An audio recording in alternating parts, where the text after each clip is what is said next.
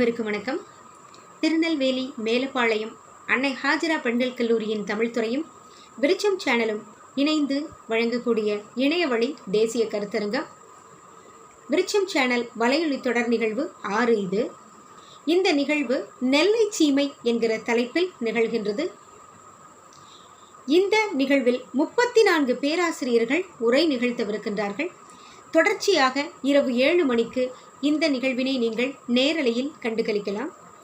நேரலையில் வரக்கூடிய அந்த கமெண்ட் பாக்ஸ் இருக்கு இல்லைங்களா, அதில் லைவ் சாட் நீங்கள் பண்ண முடியும். அதே மாதிரி அந்த கமெண்ட் பாக்ஸ்லையும் நீங்கள் உங்களுடைய கருத்துக்களை பதிவிட முடியும்.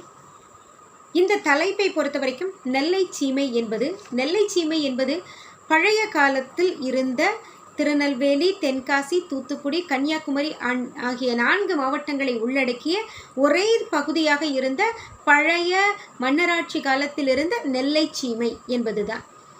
இந்த நெல்லை பகுதியில் இருக்கக்கூடிய இந்த 4 மாவட்டங்கள் பற்றிய நிகழ்வாக இந்த நெல்லை சீமை என்கிற தலைப்பில் இந்த இணையவழி கருத்தரங்கம் நிகழ்கின்றது. திருநெல்வேலியினுடைய பெருமைகள், அங்கு நிகழக்கூடிய ஒவ்வொரு செயல்கள், இது போக இங்கே இருந்த எழுத்தாளர்கள், இதுபோல நிறைய தலைப்புகளில் ஒவ்வொருவரும் நம்மிடையே தினமும் இரவு உரையாற்றுகிறார்கள். இந்த நிகழ்வு தொடர்ந்து 34 நாட்கள் நிகழும். இந்த நிகழ்வு முடிகிற நேரத்தில் நீங்கள் இந்த நிகழ்வின் இறுதியில் கேட்கப்படக்கூடிய பின்னூட்ட படிவத்தினை நிரப்பி உங்களுக்குரிய மின் சான்றிதழை பெற்றுக்கொள்ளலாம். நெல்லை சீமை என்கிற தலைப்பிலான இணையவழி கருத்தரங்கத்தின் இன்றைய நிகழ்வில் நம்மோடு உரையாற்றவிருப்பவர் திருச்சிராப்பள்ளி தூய வளனார் கல்லூரியினுடைய தமிழ்துறை உதவி பேராசிரியர் முனைவர் அடைக்கலராஜ் அவர்கள். நெல்லை வளர்த்த தமிழ் என்னும் தலைப்பில் தன்னுடைய உரைவினை இன்று நிகழ்த்தவிருக்கிறார்கள். நிகழ்வின் இறுதியில் பின்னூட்ட படிவத்தினை நிரப்பி அனுப்பி மின் சான்றிதழ் பெற்றுக்கொள்வோம். வாருங்கள், நிகழ்விற்குள் செல்வோம்.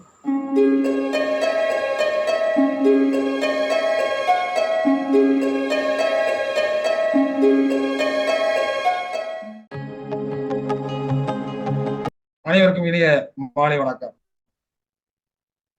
திருநெல்வேலி அன்னை ஹாஜரா பெண்கள் கல்லூரியும் விருட்சம் அலைவரிசையும் இணைந்து நடத்தக்கூடிய இந்த நிகழ்விலே உங்கள் அனைவரையும் நான் சந்திப்பதில் பெருமகிழ்ச்சி அடைகின்றேன். இந்த வேளையில் இந்த இப்படிப்பட்ட நல்ல ஒரு வாய்ப்பை தந்த தமிழ்துறை உதவி இணை பேராசிரியர் மதிப்பிற்குரிய முனைவர் உமா அவர்களுக்கு எனது வணக்கத்தை நான் தெரிவித்துக் கொள்கின்றேன். பல்வேறு விதமான கருத்தரங்குகளில் பங்கேற்ற முறையாக இருக்கட்டும், அவர்கள் உரை நிகழ்த்தக்கூடிய முறையாக இருக்கட்டும், மிகவும் சிறப்பான முறையிலே அவர்கள் தமிழ் கூறும் நல்வுலகத்திற்கு அடையாளம் காட்டப்பட்டு இன்றைக்கு வெளி உலகத்திற்கு தெரிய வருகின்றார்கள். முதலில் தாய் தமிழா இருக்கக்கூடிய எனது தமிழை நான் வணங்கி மகிழ்கின்றேன். யாதும் ஊரை யாவரும் கேளீர், தீரும் நன்றும் பிறதர வாரா, நோதலும் தனிதலும் அவற்றோர் அல்ல, சாதலும் புதுவதும் அன்றே வாழ்தல், இனிதன மகிழ்ந்தன்று இளமை முனைவேன், இன்னாது என்றாலும் இளமை மின்று, வானம் தன்துளி தனையானது, கல்வருது இறங்கும் மல்லல் பேரியாற்று, நேர்வழி படுவும் புனைவோல் ஆரியூர், காட்சியில் தெளிந்தனம் ஆகலின் மாட்சியில், பெரியோரை வியத்தல் இளமே, சிறியோரை இகழ்தல் அதனும் இளமே. அன்னை தமிழை நான் வணங்கி மகிழ்கின்றேன். தங்களிடம் உரைகள் தூதற்கு நல்ல ஒரு அரிய வாய்ப்பை கிட்டிய அனைத்து நல்லுள்ளங்களுக்கும் எனது முதற்கண் வணக்கத்தை தெரிவித்துக் கொள்கின்றேன். திருநெல்வேலியிலுக்கு தனி வரலாறு இருக்கிறது. நெல்லை வளர்த்த தமிழ் என்ற முறையில அங்கு பல்வேறு விதமான கல்வி கூடங்களும் கல்வி நிறுவனங்களும் பல்கலைக்கழகங்களும் தமிழ் பணியை மிகச் சிறப்பான முறையிலே நிகழ்த்தி கொண்டு வந்து கொண்டிருக்கிறார்கள். நான் கல்விக்கூடங்களை படித்துக் கொண்டிருக்கின்ற பொழுது எனது ஆசிரியர்கள் பெரும்பான்மையானோர் நெல்லை பகுதியை சார்ந்தோர் என்பதில் அங்கு வியத்தகு மாற்றம் இல்லை. ஏனென்று சொன்னால் அந்த அளவுக்கு அவர்கள் தங்களது புலமையை வெளிப்படுத்தியிருக்கிறார்கள் என்று சொன்னால் அந்த கல்விக்கூடங்கள் அங்கு அவர்களுக்கு அச்சாணியாக திகழ்ந்திருக்கிறது என்பதில் மாற்று கருத்து கிடையாது. பல்கலைக்கழகமாக இருக்கட்டும், கல்லூரிகளாக இருக்கட்டும், பள்ளியாக இருக்கட்டும், பல நிலைகளிலே அவருடைய பங்களிப்பு மிக சிறப்பான முறையிலே போற்றப்பட்டு வருகிறது. தென்னகத்தின் ஆக்ஸ்போர்ட் என்று சொல்லக்கூடிய பாளையங்கோட்டை தூய சவேரியா தன்னாட்சி கல்லூரி இதற்கு சான்று பகர்வதை நாம் பார்க்க முடிகிறது. அதே போல மனோன்மணியம் சுந்தரனார் பல்கலைக்கழகம் இன்னைக்கு தமிழ்நாட்டிலே பல இடங்களிலே நேரடியாகவும் அஞ்சல் வழியாகவும் அவர்கள் கல்வி பணியை தொடர்ந்து கொண்டு செய்து கொண்டு வருவதை நம்மால் மறக்க இயலாது. அதுபோல நெல்லையினுடைய அமைப்பும் அதனுடைய சிறப்பும் பார்க்கின்ற பொழுது பல வகையிலே அங்கு வியக்கத்தக்க முறையில் அமைந்திருக்கிறது. இந்த தென்பாண்டு நாட்டிலே மிகச் சிறப்பான ஒரு நகரத்தில் ஒன்றுதான் திருநெல்வேலி என்று சொல்லி நாம் பார்க்கின்றோம். இந்த பகுதியிலே அங்கு பல மக்கள் வசிப்பிடமாக அவர்கள் வாழ்ந்தாலும் திருநெல்வேலி என்று தனி வரலாறு, தனி சிறப்புகள் அங்கு நாம் பார்க்கப்படுகிறது. அந்த நகரை சுற்றி பல்விதமான நெற்பயிர்கள் அங்கு ஊடுருவி இருப்பதை பார்க்க முடிகிறது.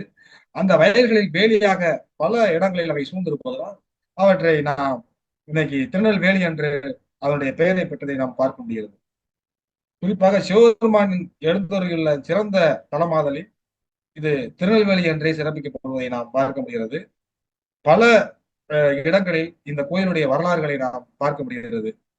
அதாவது பாண்டிய நாட்டை மதுரை நகரிலிருந்து அரசாண்ட அந்த கூன்பாண்டியன் என்பவர் அவருடைய 7ஆம் நூற்றாண்டிலேயே திருநெல்வேலி பெருமையாக இருந்தது என்பதை நாம் பார்க்க முடிகிறது. அதனாலேயே திருஞான சம்பந்தர் இந்த ஊருக்கு அவர் எழுந்தருளிய நாளில் அந்த பாண்டியனுடைய தேவியாகிய மங்கையர்க்கரசியாரோடு இங்கு திருநெல்வேலி செல்வராகிய சிவபெருமானை அவர்கள் வழிபட்டார்கள் என்ற செய்தியை நாம் பார்க்க முடிகிறது. இந்த திருக்கோயிலுடைய கோபுரங்களோடு அவை பல அந்த மதுரை மாநகர திருக்கோயிலான விழாக்கள் பல்வேறு வகையிலும் அங்கு திருவிழாக்களை போன்று காட்சியளிப்பதை நம்மால் பார்க்க முடிகிறது. திருப்பூந்துறை என்று சொல்லக்கூடிய அந்த பகுதியில இந்த நகர் பலவிதமான சிறப்புகள் அங்கு இருக்கிறது. சம்பந்தர் பல வகையை பாராட்டக்கூடிய முறையிலும் இந்த நகரம் விளங்குவதை நாம் பார்க்க முடிகிறது. கோயில்களாக இருக்கட்டும் அல்லது ஆலயங்களாக இருக்கட்டும், இவையெல்லாம் நெல்லைக்கு மிகப்பெரிய ஒரு வரலாற்று சின்னமாக அமைவதை நாம் பார்க்க முடிகிறது. அதாவது ஞானச்செல்வராகிய சம்பந்தவர்மான் இவ்வாறு சொல்லுகிறார்: சங்க நான் மறைவர் நிறைந்த அறிவையர் ஆடல் பேண திங்கள் நாள் விளம் மல்கு திருநெல்வேலி உரை செல்வர் தாமே. அதாவது இது இடையறாத சிறப்புகளை உடைய இந்த திருநெல்வேலி அப்படிங்கிற செய்தியை அவர் பதிவு செய்கிறார்.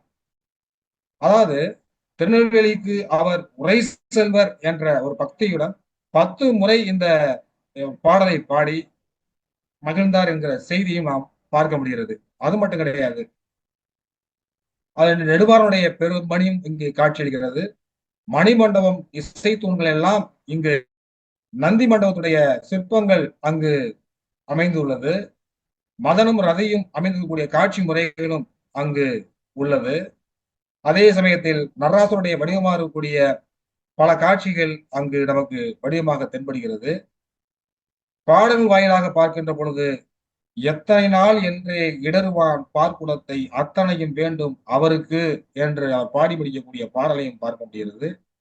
இன்னும் பல கருத்துக்களை இந்த வரலாறானது நமக்கு எடுத்து சொல்லுகிறது. அதாவது இந்த தாமிர சபை என்று சொல்லக்கூடிய இடமானது சுவாமி கோயிலுடைய 2வது உள்சுற்று வெளியுடைய மேற்கு பகுதியிலே காணப்படக்கூடிய அந்த தாமர சபை மற்றொரு தனிச்சிறப்பாக இந்த ஊருக்கு இருப்பதை நம்மளால் உணர முடிகிறது.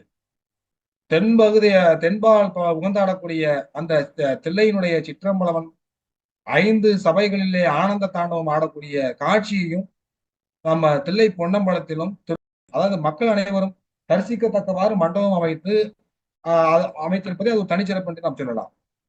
புலவர்கள் எல்லாம் பார்க்கின்ற பொழுது அங்கே கல்யாண மண்டபம் பல்லாயிரம் மக்கள் திரண்டு நின்று தரிசிப்பதற்கு ஏற்ற வகையில தூண்கள் இல்லாமல் அவர்களெல்லாம் விசாலமாக அமைத்திருப்பதை ஒரு தனி அழகாக நாம் பார்க்க முடிகிறது.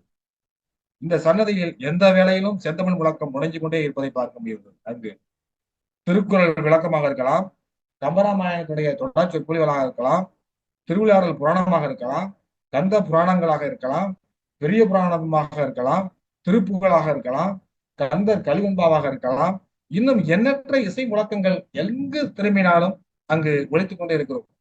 நான் அங்கு தூய சவேரியா தன்னாட்சி கொள்கையில் 2 ஆண்டு உதவி பேராசிரியராக பணியாற்றி கொண்டிருக்கின்ற பொழுது அந்த மாலை பகுதியில் அப்படியே வளம் வருவது உண்டு. அந்த பகுதியில் அப்பொழுது சிறிய சிறிய குடில் பகுதியில் இருந்து கொண்டு அங்கு தமிழ் முழக்கம் அங்கே ஒழித்துக் கொண்டே இருக்கும். கம்பராமாயண தொடர் சொற்பொழிவுகள் எல்லாம் பார்க்கின்ற பொழுது அங்கே தமிழ் சங்கத்தில் தொடர்ந்து நிகழ்ந்து கொண்டே இருப்பதனால் வியந்து பார்த்தது உண்டு. பலவிதமான வரலாற்று நினைவுகளை அவர்கள் நினைவுபடுத்தி பார்க்கின்ற பொழுது இன்றும் எனது மனம் கிட்டத்தட்ட 2008க்கே சென்று விடக்கூடிய ஒரு சூழ்நிலை ஏற்படுகிறது. அப்படிப்பட்ட மூத்த அறிஞர்கள், மூத்த கல்வியாளர்கள், மூத்த வேந்தர்கள் எல்லாம் அங்கே மிகச் சிறப்பான முறையிலே பணிபுரிந்த செய்தியை நாம் பார்க்க முடிகிறது. அதற்கு அடுத்த நிலையில சங்கிலி மண்டபம் சொல்லக்கூடிய ஒரு மண்டபத்திலே அங்கே சுவாமி கோவிலும் அங்கே அம்மன் கோயிலும் இணைப்பது அந்த சங்கிலி மண்டபம் என்று சொல்லக்கூடிய ஒரு முறையை பார்க்க முடியுது. சுவாமி கோயிலுடைய தெற்கு வெளிப்புறத்தினுடைய நடுவே அமைந்திருக்கக்கூடிய தெற்கு கோபுரவாசல் தொடங்கி இன்றைக்கு அதனுடைய அடுத்த பகுதியாக இருக்கக்கூடிய அந்த அம்மன் கோயில் வரை நீண்ட தொடர் மண்டபம். இந்த மண்டபங்கள்லாம் இன்னைக்கு கட்டுவதற்கு சாதாரண முறையாக அவற்றை கட்டி வடிவமைக்க முடியாது. எப்படி தொழில்நுட்பத்தோடு தமிழன் மிக நுட்பமான தொழில்நுட்பத்தை கையாண்டிருக்கிறான் என்பதற்கு வரலாற்று ஆய்வுகள் பல சொன்னாலும் நெல்லையில் உள்ள பல கட்டிடங்கள் அவற்றை மெய்ப்பிக்கக்கூடிய முறையிலே நான் கண்ணார காண்டிருக்கின்றேன். அதுல எந்த விதமான மாற்று கருத்து கிடையாது. அடுத்து ஊஞ்சல் மண்டபம் என்று சொல்லி பார்க்கின்றோம். அந்த ஊஞ்சல் மண்டபத்தை திருக்கோயிலுடைய முகப்பில் ஊஞ்சல் மண்டபம் போல் அங்கு காட்சி அளிக்கக்கூடிய ஒரு முறையை பார்க்க முடிகிறது. சமய தத்துவங்கள் அங்கே 96 என்று சொல்லக்கூடிய உண்மையை விளக்கி நிற்கக்கூடியதான் அந்த ஊஞ்சல் மண்டபம் என்று சொல்லி பார்க்க முடிகிறது. நடுமண்டபத்தினை தாங்கக்கூடிய 24 தூண்களும் வாய்பிளந்து முன்கால்களை தூக்கி நிற்கக்கூடிய யானை அந்த யாளிகளோடு விளங்கக்கூடிய ஒரு அமைப்பும் தனி அழகாக காட்சியளிக்க பார்க்க முடியுது. இதனை கட்டியவர் ஏறக்குறைய பிறவி பெருமாள் பிள்ளை என்று சொல்லி நாம் பார்க்க முடிகிறது. அதற்கடுத்து காந்தியம்மை சன்னதி என்று சொல்லி ஒரு அமைப்பு இருக்கிறது. அந்த முறையை பார்க்கின்ற பொழுது அம்மன் கோயிலுடைய கருவறையில் காட்சியளிக்கக்கூடிய அந்த காந்திமதி தாய் அந்த உலகின்ற அன்னையாயினும் கன்னியாகவே அவள் காட்சி தரக்கூடிய முறையை அங்கு வடிவமைத்திருக்கிறார்கள். வைரம் மணிமுடி புரிந்து நவமணி பாணி அந்த அணிகலன்களை பல அணிந்து கொண்டு பாதச்சிலம்புடன் அங்கு பங்கைய திருக்கையிலால அந்த அஞ்சலன அருள் செய்யக்கூடிய முறை, அவள் அரசியாய் உலகிற்கு வழங்கக்கூடிய திறத்தை புலப்படுத்தக்கூடிய முறையெல்லாம் அந்த காந்தியம்மை சன்னதி நமக்கு காட்சிப்படுத்துகிறது. அது மட்டும் கிடையாது, வடிவமை என்று வழங்கக்கூடிய அவளது பழம் பெயருக்கு ஏற்ற முறையிலே அவளுடைய வடிவை சிற்ப அழகாவே வடித்துள்ளக்கூடிய செய்தியை நாம் பார்க்க முடிகிறது. இன்னைக்கும் அந்த கோயிலுடைய சிறப்பை பலர் கண்காட்சியாக பார்த்துக் கொள்ளக்கூடிய முறையும் நாம் இருக்கிறது. அதற்கு அடுத்த நிலையில வடிவமையின் வாயிலாக அங்கே நெல்லையப்பர் திருவருளை பெறுவதற்கு முயன்ற பலபட்டடை அழகிய சொக்கநாத போர் என்று சொல்லக்கூடியவர் அந்த அம்மையை வேண்டும் முறை மிகவும் வியப்பாக இருக்கிறது. பலபட்டடை சொக்கநாத புலவர் அந்த தெய்வத்திடம் வேண்டுகின்ற முறையை மிக நுட்பமாக ஆசிரியர்கள் அங்கே வெளிப்படுத்தக்கூடிய முறையை நாம் பார்க்க முடியாது. நெல்லையை அப்பரே நின்னோடு கொஞ்சி பேசும் வேளையில் கொஞ்சம் கொஞ்சமாக அடியனுடைய குறைகளை எல்லாம் அங்கு போக்கியருள்வாய் என்று அவர் பதிவு செய்கிறார். அதற்கடுத்து கருமாரி தீர்த்தம் என்று சொல்லக்கூடிய ஒரு பகுதி அங்கே இருக்கக்கூடிய முறையை பார்க்க முடிகிறது. அங்கே காந்தியம்மன் கோயிலுடைய அந்த மேலை சுற்றுகளில் முழுமையாக அந்த கருமாரி தீர்த்தம் இருக்கிறது. அதனை மக்கள் கர்மாதி என்றே வழங்கக்கூடிய முறையும் பார்க்க முடிகிறது. ஏனென்று சொன்னால் அந்த தீர்த்தம் பட்டவுடன் மன்னனானவன் ஏறக்குறைய அந்த தீர்த்தத்தில் மூழ்கி தனது பழைய வடிவை பெறுகிறான். அப்ப நீராடுகின்ற பொழுது அந்த தீர்த்தத்தில் நீராடுகின்ற பொழுது அந்த மன்னன் புதுமையான தோற்றப்பள்ளியை பெறுகின்றான், புத்துணர்வை பெறப்படுகிறது அப்படிங்கிற செய்தியை நாம் பார்க்கின்றோம். அதனால் அங்கு அதற்கு கருமாரி தீர்த்தம் என்றும் வழங்கக்கூடிய முறையை நாம் பார்க்கிறது. அது இங்கே கருமாரி தீர்த்தம் அப்படிங்கிற முறை சொல்லப்படுகிறது. அதற்கடுத்து பொற்றாமரை தீர்த்தம் என்று சொல்லக்கூடிய ஒரு முறையும் அங்கே பார்க்க முடிகிறது. ஏறக்குறைய அம்மன் கோயிலுடைய முன்னாடி அமைந்திருக்கக்கூடிய அந்த ஊஞ்சல் மண்டபத்தினுடைய வடபால் அந்த பொற்றாமரை தீர்த்தம் அங்கு இருக்கிறது. அந்த இறைவனை நீர்வடிவாக பிரம்மன் பொன்மலராக பூத்த புண்ணிய தடமாக இந்த பொற்றாமரை தீர்த்தம் இன்னைக்கும் அது இருப்பதை நாம் பார்க்க முடிகிறது.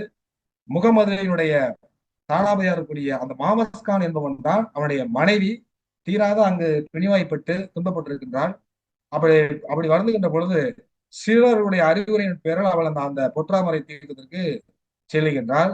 அங்கு அந்த பொற்றாமரை குளத்திலே அவள் நீராடுகின்ற பொழுது அங்கே அந்த அவளுடைய நோய் நீங்கப்படுகிறது என்பது அந்த பொற்றாமரை தீர்த்தத்தினுடைய தனி பண்பாக எனக்கு பார்க்க முடியாது. அது மட்டும் கிடையாது, அதனால் கழிப்புற்ற அந்த முகமதிய தானாபதி என்று சொல்லக்கூடியவன் அந்த கோயிலுடைய மேல் பகுதி முழுமையாக ஒரு சிறு கோயிலை அவன் அமைக்கின்றான். தனது மனைவியினுடைய அந்த பெரிய நோய் தீர்ந்ததன் அடிப்படையில் அந்த கோயிலுடைய மேற்பகுதியில ஒரு கோயிலை அங்கு அமைக்கக்கூடிய ஒரு சிறு பெரிய கிடையாது, ஒரு சிறிய ஒரு கோயிலை அங்கு அமைக்கக்கூடிய முறையை பார்க்கின்றோம். அது அந்த நெல்லையப்பருடைய வடிவத்தையும் அந்த அங்கே வீட்டிற்குரிய அவருடைய சிறப்புகளையும் போற்றி வெளிப்படக்கூடிய செய்தியும் அங்கு நாம் பார்க்க முடிகிறது. அதுக்கடுத்து அப்பருக்கு தெப்ப விழா அப்படிங்கிற ஒரு முறையும் அங்கு சிறப்பான முறையில பின்பற்றப்படுகிறது. அந்த முறையில் பார்க்கின்ற பொழுது அங்கு அந்த பொற்றாமரை குளத்தில் மாசி மாதம் அந்த பெருமானுக்கு தெப்ப விழா மிக சிறப்பான முறையில் நடைபெற்றுக் கொண்டிருக்கிறது. அந்த அப்பர் தமது வாழ்நாளில் நெல்லைக்கு எழுந்திருக்கக்கூடிய அந்த செய்திகள் எல்லாம் அங்கு இன்னைக்கும் மக்களால் வரவேற்பு பெறப்படுகிறது. அதை நினைவூட்டக்கூடிய வகையில் தான் இந்த தெப்ப திருவிழாவானது நிகழ்த்தப்படுகிறது. ஏறக்குறைய சமணர்கள் அவர்கள் உடம்புடன் கட்டி தள்ளி கல்லையே தெப்பமாக கொண்டு நமச்சிவாய பதிகம் பாடி அந்த கரையேறிய திருநாவுக்கரசருக்கு தெப்ப விழா எடுக்கணும் அப்படிங்கிற சிறப்பை இந்த நெல்லையில் இல்லாமல் பிற தலங்களில் நம்ம பார்க்க முடியாது அப்படிங்கிறதுக்காக மக்களுடைய பிறவி கடல் அங்கு முழுமையாக நீந்தி வீடு பேரான அந்த இன்பக்கரையை அடைவதற்கு இறைவனை நாடி வரக்கூடியவர்களுக்கு அத்தனை விதமான துன்பங்களும் தீரும் என்பது அங்கு நாம் சிறப்பான முறையிலே பார்க்க முடிகிறது. அதே சமயத்துல இந்த பக்தியின் வாயிலாக இதற்கும் தமிழுக்கு என்ன தொடர்பு இருக்கு? இறைவனை நாம் சைவ மதத்து தமிழ் என்று பார்க்கின்றோம், வைணவ மதத்து தமிழ் என்று பார்க்கின்றோம். இந்த இறைவனை வழிபாட்டு முறைகளில் அதிகப்படியான பாடல்கள் திருமுறைகளாக அங்கு வடிவைத்து நமக்கு போதிக்கப்படுகிறது. அதன் மூலமாக தமிழ் இலக்கியங்கள் மீட்டுருவாக்கம் பெற்று இன்னும் அதிகப்படியான அந்த மத கோட்பாடு கொள்கைகளை மக்கள் விரும்பி படிப்பதன் வாயிலாக தமிழ் மொழியானது வளர்ச்சி பெறுகிறது என்று நாம் பார்க்க முடிகிறது. அதற்கு அடுத்த வகையில் பாண்டியர்கள் தான் தமிழை வளர்த்து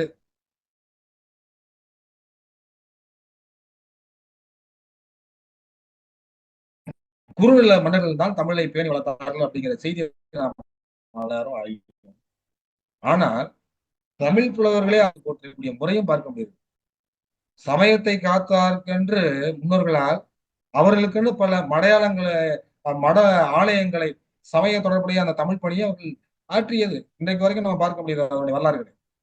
அந்த வகையில் அங்கே திருவாவடுதுறை ஆதீனமாக இருக்கலாம், அல்லது தருமபுரி ஆதீனமாக இருக்கலாம், அல்லது திருப்பனந்தாள் ஆதீனமா இருக்கலாம். இவர்களெல்லாம் தமிழ் வளர்த்த சிறப்பு வாய்ந்த ஒரு நபர்களாக நாம் இன்னைக்கு வரைக்கும் அவர்களை பார்க்க முடிகிறது. தோழர்களே, ஈசான தேசிகர் என்று சொல்லி ஒரு நபரை நாம் பார்த்திருக்கின்றோம். இவர் யார் என்று சொன்னால் ஒன்றுதான் நெல்லை மாநகரில் இன்னைக்கே இருக்குது அப்படின்னு சொல்றாங்க. அதனுடைய மேலையினுடைய விதி இன்னைக்கு இருக்கிறது. அந்த திருமணத்தை ஈசான மடம் என்று இன்னைக்கு இயம்பக்கூடிய முறை இருக்கிறது. அதில் சுவாமிநாத பண்டிதர் என்று சொல்லக்கூடிய ஒரு தமிழ் முனிவர் வாழ்ந்து வந்திருக்கிறார். அவரை ஈசான தேசிகர் என்றும் இன்னைக்கு அவர்களை நம்ம சொல்வது உண்டு. எனவே பலவிதமான இலக்கண கற்று புலமை வாய்ந்தவராக அந்த ஈசான தேசிகர் இருப்பதை பார்க்க முடிகிறது. வடமொழி புலமையும் ஒரு சிறப்பான முறையிலே அவர் பயின்றிருக்கின்றார். அது மட்டும் கிடையாது, நெல்லையில் வாழ்ந்த சைவ சிறாருக்கு செந்தமிழ் அறிவை ஊட்டி வந்த சிறப்பும் அந்த ஈசான தேசிகருக்கு உண்டு. இவர் பிறப்பால் தமிழ் பயின்றவர்கள் இலக்கண புலமையில் சிறந்து விளங்கக்கூடிய ஒரு முறையும் காட்சியளிக்கிறது. நன்னூல் என்று சொல்லக்கூடிய இந்த இலக்கண சின்னூலுக்கு இவர் உரை வகித்த சங்கர நமச்சிவாயர் என்பவர் அந்த ஈசான தேசிக மடம் என்று சொல்லக்கூடிய அந்த மடத்திலே தமிழ் பயின்று என்று சொல்லி பார்க்கின்றோம். ஆக சங்கர நமச்சிவாயர் அவருடைய உரை சிறப்பான உரையாக நன்னூல் பார்க்கப்பட்டாலும் அவரிடம் இவர் தமிழ் பயின்றிருக்கிறார். ஒரு உரையாசிரியர் இன்னைக்கு அவருடைய உரையை பலர் வியந்து போற்றக்கூடிய முறையை கற்றுக் கொடுத்த தமிழாசிரியர் நினைத்து பார்க்கின்ற பொழுது அவர் நெல்லையை சார்ந்தவர் சொல்லி பார்க்கின்றோம். அடுத்து மயிலேறும் பெருமாள் என்று சொல்லக்கூடியவர், அவர் 14ஆம் நூற்றாண்டுல நெல்லையில் வாழ்ந்த ஒரு மற்றொரு பெரும்பவர் என்று சொல்லி அவரை சொல்லலாம். அவர் கல்வி செல்வமும் பொருள் செல்வமும் ஒருக்க வாய்க்கப்பட்டவர். கல்வியும் உண்டு, பொருளும் அதிகமா இருக்கிறது. நிறைய சிவபக்தி கோயிலை நாடி செல்லக்கூடியவர். அவர் ஏறக்குறைய துறை செய்ய ஆதீனத்துடன் தொடர்பு கொண்டவர். ஆதீன செயல்களில் சிறந்து விளங்கக்கூடிய தன்மை உடையவரை பார்க்க முடிகிறது. தமிழ் புலவரை ஆதரிக்கக்கூடிய அருள் வல்லவராகவும் அவர் திகழ்ந்திருப்பதை நம்மால் உணர முடிகிறது. கல்லாடம் என்று சொல்லக்கூடிய ஒப்பற்ற நூலுக்கு அந்த நல்ல உரை தந்த நாவலுமாக அந்த நாவலருமாக திகழக்கூடியவர் தான் இந்த மயிலேறும் பெருமாள் என்று சொல்லி பார்க்கின்றோம். ஏறக்குறைய இவருக்கு ஈசான தேசியருக்கு ஒரு சிறந்த நண்பராகவும் இருந்திருக்கிறாருங்கிற விஷயத்தை நம்மளால புரிஞ்சுக்க முடியுது. அதற்கடுத்து இவருடைய நூல்கள் என்று சொல்லி பார்க்கின்ற பொழுது சங்கர நமச்சிவாரை போன்ற சான்றோர்களை தொட்டு ஈசான தேசிகர் பல இலக்கண நூல்களை தந்திருக்கிறார். குறிப்பாக இலக்கண கொத்தாக இருக்கட்டும், அல்லது தசகாரியமாக இருக்கட்டும், சிவஞான போதத்தினுடைய சூர்ணி கொத்தாக இருக்கட்டும், கடமநாத புராணமாக இருக்கட்டும், அல்லது திருச்செந்தூருடைய கலம்பகமாக இருக்கட்டும், போன்ற பல படைப்புகளை இவர் தந்திருக்கக்கூடிய சிறப்புகளை நம்ம பார்க்க முடியாது. இவர் நெல்லையை சேர்ந்தவர் என்று தனியாக நம்ம அடையாளம் காட்டப்படுகிறது. அதற்கு அடுத்த நிலையிலே வடமலையப்பர் என்று சொல்லக்கூடிய ஒருவரை பார்க்கின்றோம். அந்த வடமலையப்பர் என்று யார் சொல்கின்ற பொழுது, அவர் நம்ம திருச்சியில் உள்ள இங்கு நாம் இருக்கக்கூடிய பகுதியிலே இந்த சொக்கநாத நாயக்கர் அரசாங்க காலத்தில் அந்த நெல்லை நாட்டினுடைய வடமலை அப்ப பிள்ளை என்பவர் அவருடைய அந்த பிரதிநிதியாக இருந்து ஆண்டு வந்திருக்கின்றார். இவரை பிள்ளையன் என்று எல்லோரும் சொல்லக்கூடிய முறையும் காட்சியளிக்கிறது. கார்காத்த வேளாளர் குலத்தில் தோன்றியவராகிய பிள்ளையன் அரசியல் திறமை மட்டுமல்லாது அவர் அங்கு அருந்தமிழ் புலமையும் பெற்றக்கூடிய சிறப்பை நாம் பார்க்க முடிகிறது. அதே சமயத்துல இவர் தெய்வ பக்தியும் அருள் நெஞ்சமும் படைத்தவர் என்று சொல்லக்கூடிய சிறப்பினை இவர் பெறுகின்றார். அறப்பணிகள் பலவும் கோவில் திருப்பணிகள் பலவும் விருப்பத்தோடு செய்து வரக்கூடிய முறையை நம்மளால் உணர முடிகிறது. தமிழ் புலவர்களை ஆதரிக்கக்கூடிய தன்னலி உடையவராக இருக்கிறார் இவர். மச்ச புராணம், அந்த நீடூர் புராணம், புலவராற்றுப்படை போன்ற பல நூல்களை இயற்றிய தமிழ் சான்றோர்களில் குறிப்பிடத்தக்கவராக இவரை நாம் பார்க்க முடிகிறது. திருநெல்வேலியை சார்ந்தவர். அடுத்து தெருப்பேரை தீட்சிதர் என்று அழைக்கின்றோம். தென் திருப்பேரை தீட்சிதர். இவர் யார் என்று சொன்னால் அந்த வடமலை பிள்ளையப்பனுடைய நியமிக்கப்பட்ட ஒரு அதிகாரி. வடமலையப்ப பிள்ளையனால் நியமிக்கப்பட்ட ஒரு அதிகாரி தான் இந்த இவர், இந்த தென் திருப்பேரை தீட்சிதர். அங்கிருந்து வைணவர்களில் சிலர் வரி செலுத்தவில்லை என்று சொல்லக்கூடிய காரணத்தினால் இவர் திருநெல்வேலிக்கு கொண்டு சென்று சிறையிலே இடப்படக்கூடிய ஒரு செய்தியை பார்க்க முடிகிறது. அப்படி சிறையில் இடப்பட்டவர்களில் நாராயண தீட்சிதர் என்பவர் ஒருவர். அவர் சிறைக்குழுவில் இருந்த தெருவிற்கு இப்போது காவல்துறை தெரு என்று சொல்லக்கூடிய ஒரு பெயர் இன்னைக்கு வழங்கப்பட்டிருக்கிறது. இவரும் அந்த ஊரை சேர்ந்தவர் என்று சிறப்பு நாம் பார்க்க முடிகிறது. அடுத்த நிலையிலே நாம் இந்த கொலைக்காதர் பாமாலை என்று சொல்லக்கூடிய ஒருத்தர் இருக்கின்றார். இவருக்குள்ள சிறப்பு என்ன என்று சொல்லி பார்க்கின்ற பொழுது, இந்த சிறையில் இருக்கக்கூடிய நாராயண தீட்சிதருடைய ஒரு செந்தமிழ் புலவர் தான் இந்த கொலைக்காதர் பாமாலை சொல்லி என்று அழைக்கின்றோம். இவர் எப்போதுமே தமிழ்களை படித்துக் கொண்டே இருப்பார். தென் திருப்பூரில் இருக்கக்கூடிய அந்த சிவபெருமானுடைய சிறப்புகளை பற்றி பாடிக்கொள்வதற்காக தமிழ்களை வாசித்துக் கொண்டே இருப்பார். இத்தகைய தீட்சியில் தமக்கு ஏற்படக்கூடிய அந்த அவர் சிறை வாழ்க்கையை குறித்து சிந்தை நொந்தவராக அங்கு இருக்கிறார். அப்பொழுது திருமாலை நோக்கி அருளும் வேண்டுகிறார். எல்லாம் பாசுரம் இதேதான். பக்தி பாடல்கள் பாடுகின்றார்கள், பாசுரங்கள் பாடுகின்றார்கள். அப்படி பாசுரங்கள் பாடுகின்ற பொழுது அங்கு அவர்களுக்கு நன்மை கிடைக்குது. பெருமாள் மீது அவர்கள் நாள்தோறும் பாமாலை புரிந்து கொண்டு அங்கு அவர்கள் இறைவனிடம் வேண்டுகிறார். சிறையில் இருக்கக்கூடிய போது பெருமாள் மீது பாடிய பாக்களுடைய தொகுப்பு தான் இன்னைக்கு கொலைக்காதர் பாமாலை என்று சொல்லக்கூடிய ஒரு அமைப்பிலே இன்றும் வழங்கப்படுகிறது. இது சிறப்பாக. அதற்கடுத்து பல பேர் குமரகுருபருடைய சமய பணியாக இருக்கலாம், இல்ல மற்ற பக்தியர்களுடைய சமய பணியாக இருக்கலாம், இதெல்லாம் நாம் வியந்து பார்க்கக்கூடிய முறையாக நெல்லை திகழ்வதை நாம் பார்க்க முடிகிறது. அதாவது குமரகுருபர் என்று சொல்லக்கூடிய முருகனுடைய அருள் பெற்ற ஒரு தெய்வ கவிஞர் நம்ம பார்க்க முடியுது. 5 வயதிலேயே நமக்கு கந்த கலிவன்பா அப்படிங்கிற அந்த செந்தமிழ் திருநூலை இவர் நமக்கு தந்திருக்காரு. இவர் காலத்துலதான் அந்த நெல்லையில கிறிஸ்துவ சமயம் காட்டு தீ போல பரவி இருந்தது அப்படிங்கிற ஒரு ஆய்வாளர்கள் மத்தியில பெரிதாக பார்க்கப்பட்டு வருகிறது. இத்தாலி நாட்டிலிருந்து தமிழ்நாட்டுக்கு வந்த வீரமாமுனிவர் அங்கே கிறிஸ்துவத்துடைய கொள்கையும் அந்த மத கோட்பாடுகளையும் தமிழ்நாட்டு முனிவரை போல அவர் கோலத்தாலும் அந்த சீலத்தாலும் இருப்பதை பார்த்து இவர் சிறந்து விளங்கக்கூடிய ஒரு சமய பணியாற்றக்கூடிய ஒரு முறையை பார்க்க முடியாது. இத்தாலி நாட்டிலிருந்து அங்கே ஒரு துறையிடம் பூண்டது தமிழ்நாட்டுல வந்து ஒரு கிறிஸ்தவ அடியாளர் பணி செய்கிறார் என்று சொன்னால், ஏன் நம்மளும் அது போல பக்தி பணியை செய்ய முடியாது என்று அவருடைய மாதிரியை எடுத்துக்கொண்டு பல இடங்களில் அவர் பல பாடல்களை பாட ஆரம்பிக்கின்றார். இன்னும் சொல்ல போனா இதனை கண்ணுற்ற குமரகுருபரர் நெல்லை மாநகரை அடைந்த சிந்து பூந்துரை என்று சொல்லக்கூடிய ஒரு திருமணத்தில் அவர் தங்குகிறார். அந்த நெல்லையில அந்த சிந்து நெல்லை மாநகருடைய அந்த தெற்கு தேர் வீதியிலையும் வடக்கு தேர் பகுதியிலையும் 2 மடங்களை அவர் நிறுவியிருக்கார். யாரு? குமரகுருபர் நெல்லை மாநகரை அடைந்து அங்கே ஒரு சிந்து பூந்துரை அப்படிங்கிற ஒரு திருமணத்துல அவர் தங்கியிருக்கார். தங்கி இருக்கின்ற பொழுது நெல்லை மாநகருடைய தெற்கு அந்த தேர் வீதியிலையும் வடக்கு தேர் வீதியினுடைய முறையில 2 மடங்களை அவர் நிறுவியிருக்கார். அந்த மடத்துடைய பேர் என்னன்னு கேட்டீங்கன்னா, ஒண்ணு வந்து மெய்கண்டார் மடம், இன்னொன்னு சேக்கிழார் மடம். அப்படி 2 மடங்கள் இருக்கு. அப்போ இந்த மெய்கண்டார் மடத்துலதான் இந்த சமய சாஸ்திரத்தினுடைய கொள்கைகள் நூல்களை எல்லாம் பல உண்மை தக்கங்களையும் தர்க்க அடிப்படையில அவர் அறிஞரை கொண்டு விளக்க பெற்ற விஷயங்கள் அங்கு பதிவு செய்யப்படுகிறது. அந்த மெய்கண்டார் மடத்துல சைவ சமய சாஸ்திர நூல்கள் எல்லாம் அங்கு உண்மைதான் அப்படின்னு சொல்லி அறிஞர் அப்படின்னு எடுத்துக்கொண்டு அறிஞர்களை அவர்கள் உறுதிப்படக்கூடிய ஒரு நிலையில அவங்க அவற்றை விளக்குறாங்க. அடுத்த நிலையில பார்க்கின்ற பொழுது சேக்கிழார் மடத்துலதான் பெரிய புராணத்துல பேசப்படக்கூடிய அந்த சிவனடியாருடைய அரிய வரலாறுகள்லாம் அங்கு விரிவுரை செய்யப்படுது. எனவே இந்த நெல்லை மாநகருடைய மக்கள் அனைவரும் திரண்டு சென்று தமிழ் விரிவுரைகளை கேட்டு அங்கு சைவ சமயத்துல வந்து அங்கு நிறைய பேர் வந்து பாத்தீங்கன்னா சைவ சமயத்தின் கொள்கையின் மீது ஈடுபட்டு மக்கள் தன்னாலாகவே அந்த மடத்துடைய கொள்கையும் கோட்பாட்டையும் கடைபிடிக்காததை நாம் பார்க்க முடிகிறது.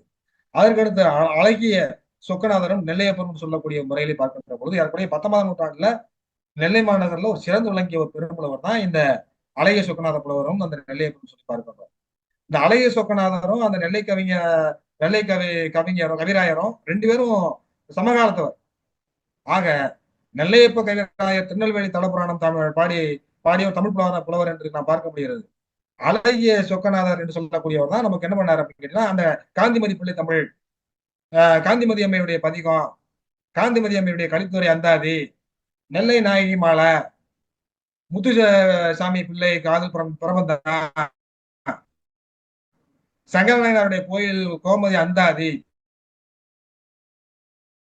இல்லாம அங்க உள்ள மக்கள் எல்லாம் தனது கொள்கையும் கோட்பாட்டையும் கடைபிடிக்கக்கூடிய அளவுக்கு பின்பற்றக்கூடிய அளவுக்கு அவர் போதிச்சிருக்காருன்னா இப்படிப்பட்ட பெரும்புலவர் நெல்லையில தான் உருவாயிருக்காரு. அப்ப நெல்லை பல்வேறு வகையிலே தமிழை வளர்த்திருக்கு என்று சொன்னால் அதுல எந்த விதமான மாற்று கருத்தும் கிடையாது. அதற்கு அடுத்து புத்தூர் கோதை அந்தாதி என்று சொல்லக்கூடிய அந்தாதி பல சிறந்த நூல்களை அவர் பாடியிருக்கிறார் என்று சொல்லி பார்க்க முடிகிறது. இப்படிப்பட்ட அழகிய சொக்கநாதரும் நெல்லையப்புறம் திகழ்ந்த பூமி அந்த நெல்லை மண் என்பதை நான் உங்கள் மத்தியிலே விதைக்க நான் கடமைப்பட்டிருக்கின்றேன். தோழர்களே, அடுத்த நிலையில் நான் பார்க்கின்ற பொழுது பிள்ளை தமிழ் அரங்கேற்றம் என்று சொல்லக்கூடிய தலைப்பிலே சில கருத்துக்களை பகிர இருக்கின்றேன். இவர் பாடிய அந்த காந்திமதி பிள்ளை தமிழ் என்று சொல்லக்கூடிய நூலும் திருக்கோயில் இருக்கக்கூடிய காந்திமதி அம்மை சந்நிதிக்கன் அமைந்திருக்கக்கூடிய அந்த ஊஞ்சல் மண்டபத்துல அரங்கேற்றக்கூடிய நிகழ்வை நான் பார்க்க முடிகிறது. காந்திமதி அம்மை பிள்ளை தமிழ் எங்கே அரங்கேற்றம் செய்யப்படும் சொன்னால் அங்கே காந்தி அம்மை அந்த சன்னதி கண் அமைந்திருக்கக்கூடிய அந்த ஊஞ்சல் மண்டபத்துல அரங்கேற்றப்படுது. அப்படி அரங்கேற்றப்பட்ட அந்த பேரவைக்கு தலைமை பூண்ட ராசராச முத்துசாமி வள்ளல்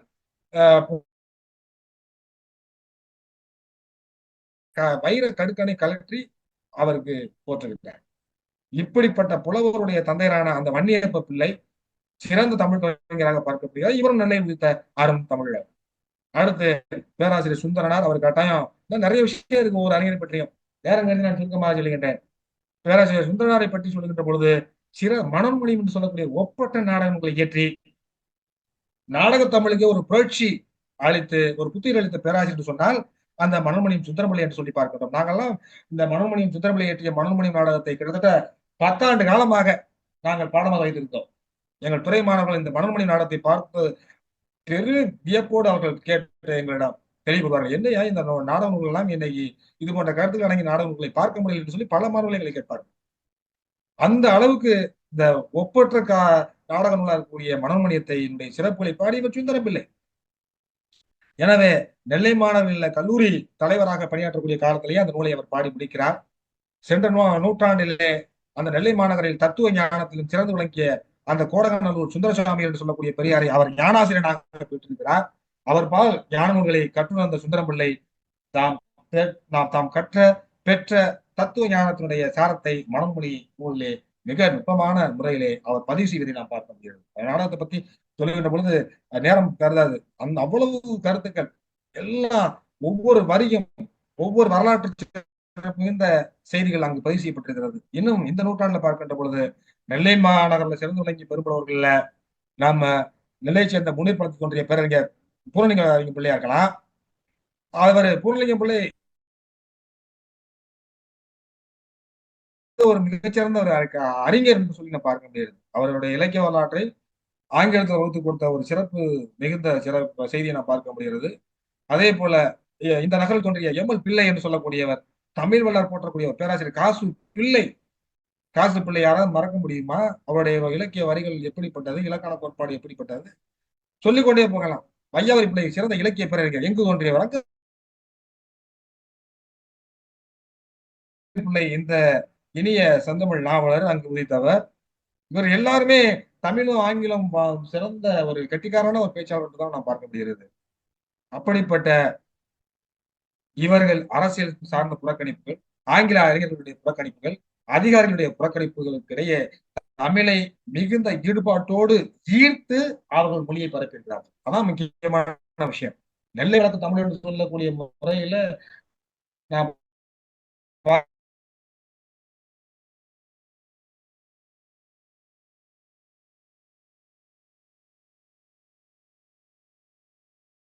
தமிழ் மொழியை இங்கு அடுத்த காலகட்ட தலைமுறையினருக்கு அவர்கள் விட்டு சென்றிருக்கிறார்கள் என்று சொன்னால் இவர்கள்தான் உண்மையான பெரும் புலவர்கள், தமிழுக்கு தொண்டாற்றிய சிறந்த ஞானிகள் என்று என்பவற்றை நாம் பார்க்க முடிகிறது. இன்னும்